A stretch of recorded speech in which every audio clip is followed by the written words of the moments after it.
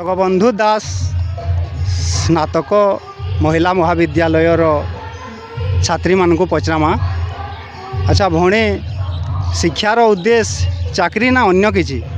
शिक्षार उद्देश्य ना से कि खाली चाकरी करवाटा, बरं एटा प्रकृत शिक्षा है जे समाज रे असहाय मान को सहानुभूति देवाटा प्रकृत शिक्षा है। और आम जिते भी दुखी दरिद्र मान को सेवा मनोवृत्ति दे पारमा सेटा ही प्रकृत शिक्षा है। बहुत बहुत धन्यवाद। एचपीटा टी कहबे?